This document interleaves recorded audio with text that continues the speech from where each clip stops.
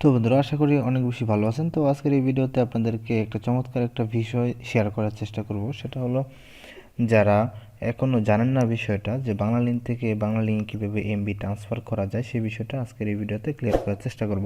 তো আশা করি ভিডিওটা প্রথম থেকে শেষ পর্যন্ত দেখবেন, এবং এই চ্যানেলে নতুন দর্শক হয়ে থাকলে অবশ্যই আমাদের চ্যানেলটা সাবস্ক্রাইব করে পাশেই থাকবেন।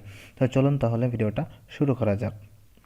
নতুন নতুন অ্যান্ড্রয়েড টিপস পেতে অবশ্যই রৌদ্র বাংলা চ্যানেলটা এখান থেকে সাবস্ক্রাইব করে দিবেন, এবং সাবস্ক্রাইব করার পাশে যে বেল আইকনটা আছে সেটা অবশ্যই অল সিলেক্ট করে দিবেন, এবং ভিডিওতে একটা লাইক করে দিবেন।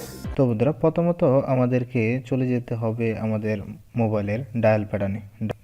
তো আমাদের ডায়াল প্যাটার্নে গিয়ে আমাদেরকে লিখতে হবে *500*555#।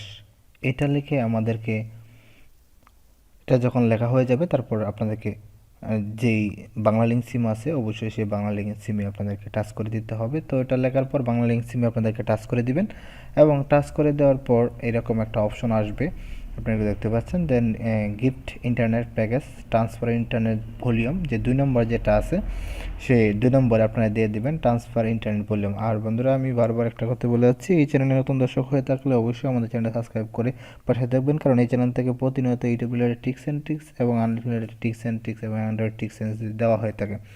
তো এরকম আসার পরে আপনাকে 2 প্রেস করতে হবে, এবং 2 প্রেস করবেন। 2 প্রেস করার পর সেন্ড অপশনে অবশ্যই ক্লিক করে দিতে হবে।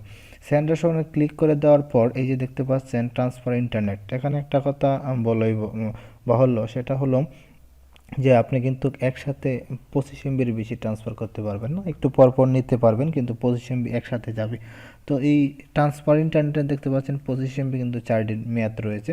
তো এই জায়গায় আমাদেরকে অবশ্যই 1 দিতে হবে, 1 দিলে 25 এমবি চলে যাবে। তো আমরা 1 দিয়ে দিব এখানে। তো এখানে 1 দিয়ে তারপর আমাদেরকে সেন্ড করতে হবে, এবং সেন্ড করার পর এই যে একটা অপশন আসবে, অবশ্যই এখানে কিন্তু আপনার একটা বাংলালিংক নাম্বার আপনাকে দিতে হবে। একটা বাংলালিংক নাম্বার দেবেন, এবং বাংলালিংক নাম্বার দেওয়ার কিছুক্ষণের মধ্যেই যখন আপনি সেন্ড করবেন, সেন্ড করার কিছুক্ষণের মধ্যেই কিন্তু আপনার এমবিটা আপনার ফোনে অবশ্যই চলে যাবে। এখানে কিন্তু কোনো নাম্বার দিলে হবে না, কারণ বাংলালিংক থেকে বাংলালিংকে এমবি ট্রান্সফার করে সেটা কিন্তু আজকে এই ভিডিওতে দেখানোর চেষ্টা করতে। তো বন্ধুরা, আশা করি ভিডিওটা আপনাদের অনেক ভালো লেগেছে, ছোট্ট একটা ভিডিও। আর ভিডিওটা ভালো লাগলে অবশ্যই শেয়ার করবেন। আশা করি এই ভিডিও থেকে আপনাদের অনেক উপকার এবং কাজে আসবে। তো ধন্যবাদ সকলকে। আর এই চ্যানেল নতুন দর্শক হয়ে থাকলে অবশ্যই আমাদের চ্যানেলটা সাবস্ক্রাইব করে পাশেই থাকবেন।